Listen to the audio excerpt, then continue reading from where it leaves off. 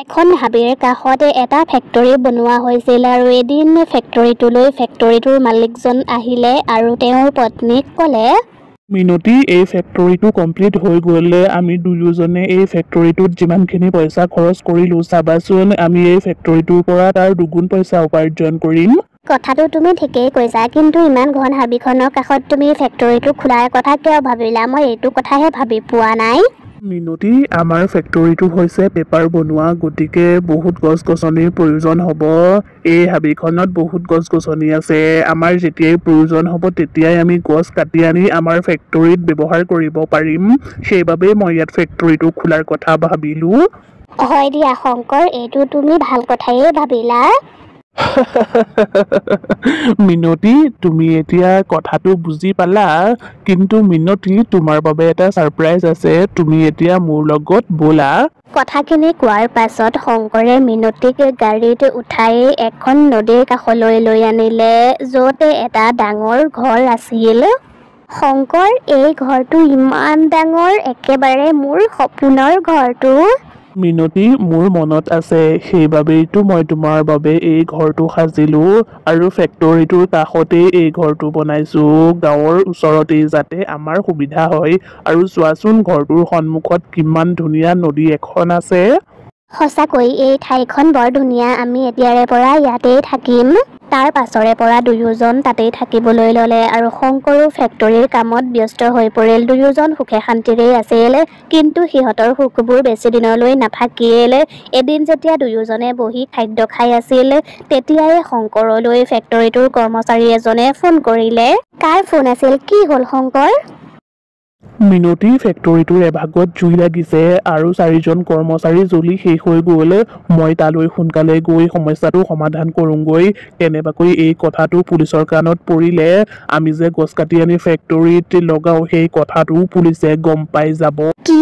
যোৱা, তুমি সোনকালে ফেক্টৰীলৈ যোৱা আৰু মই মোৰ ভাইটিৰ সৈতে কথা পাতি চাওঁ। সি উকিল নহয়, সি কিবা সমাধান দিবও পাৰে। শংকৰ ফেক্টৰীলৈ গ'ল আৰু সি বহুত ৰাতিহে ঘৰলৈ উভতি আহিছিল আৰু তাক তেনেকৈ চিন্তাত পৰি থকা দেখি মিনতিয়ে সুধিলে, শংকৰ, কথাটো পুলিচে গম পালে নেকি? নহয় মিনতি, তাতকৈও ডাঙৰ চিন্তা এটাত পৰিছোঁ। ফেক্টৰীটোত থকা কৰ্মচাৰীবোৰক কোনোবাই উৰা বাতৰি দিছে আৰু তেওঁলোকক কৈছে ফেক্টৰীটোত বোলে এজনী চোৰেলৰ ছায়া আছে আৰু তাইয়ে বোলে সেই 4জন মানুহক জ্বলাই মাৰি পেলালে। কি? সঁচাকৈয়ে কথাটো হয় নেকি? নহয় মিনতি, তুমিও যে আৰু ভূত আৰু চুৰেল বুলি একো বস্তু নাই, কিন্তু মই এইটো কথাতহে চিন্তাত পৰিছোঁ।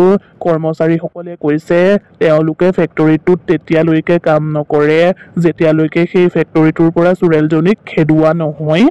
চুৰেল যদি নায়েই, তেতিয়াহ'লে খেদিম কাক?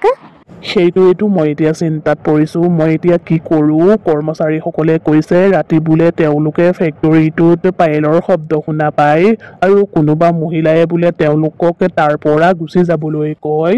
কথাখিনি শুনি মিনতিয়ে চিন্তা কৰিলে আৰু ক'লে, শংকৰ, ফেক্টৰীটোৰ কৰ্মচাৰী যিকোনো এজনেহে চাগে চুৰেলজনীৰ কথা কৈছিল। সেই কথাটো শুনিয়েই গোটেই কৰ্মচাৰীসকলে কথাটো বিশ্বাস কৰি ল'লে। মোৰ মতে আমি ফেক্টৰীটোত এভাগ পূজা পাতোঁ। সেই পূজাভাগ পাতি আমি কৰ্মচাৰীসকলক ক'ম, সেই পূজাভাগ যিজন পণ্ডিতে কৰিছে, সেই পণ্ডিতজনে পূজা কৰিলে সেই ঠাইত আৰু একো বেয়া বস্তু নাথাকে। হয়তো সেই কথাষাৰ শুনিলে তাৰ পাছৰে পৰা কৰ্মচাৰীসকলে ফেক্টৰীতে কাম কৰিবও পাৰে। ৰ'বা, মই এজন পণ্ডিতৰ সৈতে কথা পাতি চাওঁ। পিছদিনায়ে শংকৰ আৰু মিনতিয়ে কৰ্মচাৰীসকলক একগোট কৰি কথাটো ক'লে আৰু পূজাভাগ পতাৰ পাছত কৰ্মচাৰীসকলৰ বিশ্বাস হ'ল যে চুৰেলজনী আৰু তাত নাই।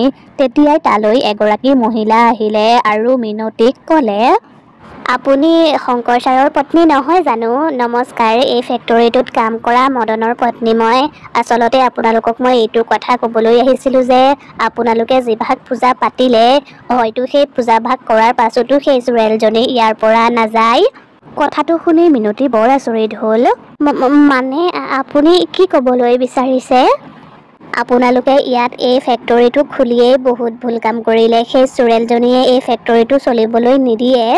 কি কৈছে? মই বুজা নাই।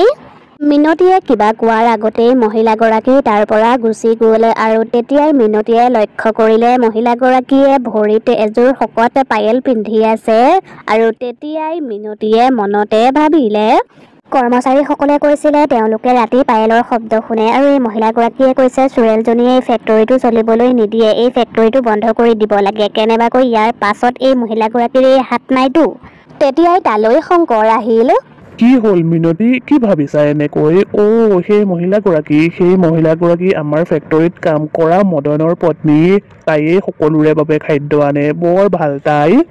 হয় নেকি? ঠিক আছে ব'লা এতিয়া আমি ঘৰলৈ যাওঁ, বহুত ৰাতি হ'ল। তাৰ পাছত সিহঁত ঘৰলৈ গ'ল, কিন্তু ৰাতিটো মিনতীৰ টোপনিয়েই নাহিল আৰু তেতিয়াই তাই গাড়ীৰ চাবিটো লৈ বাহিৰলৈ ওলাই আহিল।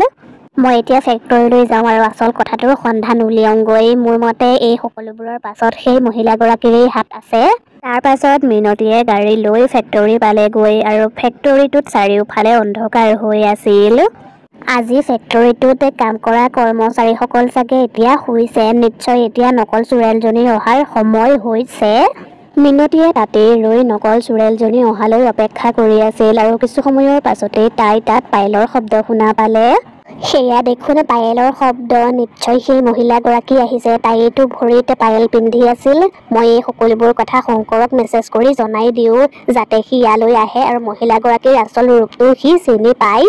কিন্তু মিনতীয়ে ফোনটো লোৱাৰ আগতেই তাই দেখিলে ছাতৰ ওপৰলৈ কোনোবা গৈছে আৰু তেতিয়াই তাই সেই মহিলাগৰাকীৰ পিছা কৰিলে আৰু তাই দেখিলে সঁচাকৈয়ে দেখোন সেইজনী চুৰেল।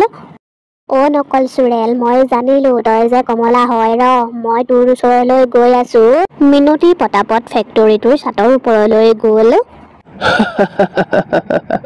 ঐ মিনতী, সময় থাকোতেই এই ফেক্টৰীটো বন্ধ কৰ, নহ'লে কিন্তু মই তহঁত চবকে মাৰি পেলাম। কমলা, মই তোৰ আচল ৰূপটো গম পালো। এতিয়া তোক মোৰ পৰা কোনেও বচাব নোৱাৰে। মিনতীৰ কথা শুনি তাই চিন্তাত পৰিল আৰু ক'লে, কোন হয় কমলা? কোন কমলা? বেছি অভিনয় কৰি দেখুৱাব নালাগে। মিনতী যেতিয়া চুৰেলৰ ভাও ধৰি থকা কমলাৰ ওচৰলৈ গ'ল, তেতিয়া কমলায়ে বহুত ভয় খালে। তাই ভাবিছিল তাইৰ আচল ৰূপটোৰ কথা যদি সকলোৱে গম পায়, তেতিয়াহ'লে তাইক পুলিচত দিব আৰু তাই ভাবি থকা কথাটোও সম্পূৰ্ণ নহ'ব। সেইবোৰ ভাবি চিন্তি তাই মিনতীক ছাতৰ ওপৰৰ পৰা তললৈ পেলাই দিলে আৰু তলত পৰাৰ লগে লগেই মিনতীৰ মৃত্যু হ'ল। কিছু সময়ৰ পাছতেই তালৈ শংকৰ আৰু কৰ্মচাৰীসকল আহিল। হে ভগৱান, এইবোৰ কি হৈ গ'ল বাৰু? নাজানো আৰু ইমান ৰাতি ফেক্টৰীলৈ মোৰ পত্নী কিয় আহিছিল? হে ভগৱান, কি হৈ গ'ল? মোৰ পত্নীৰ এয়া কি হ'ল? নিশ্চয় এইবোৰ সেই চুৰেলজনীয়ে কৰিলে। আপোনালোকে কথাটো ঠিকেই কৈছে, এয়া নিশ্চয় চুৰেলজনীৰে কাম। চুৰেলজনীয়ে যদি ইয়াত ফেক্টৰীটো থকা বিচৰা নাই, তেতিয়াহ'লে আমিনো ইয়াত কিয় কাম কৰিম? এদিন এনেকৈ আমিও মৰিব লাগিব, মিনতী বাইদেউৰ নিচিনাকৈ।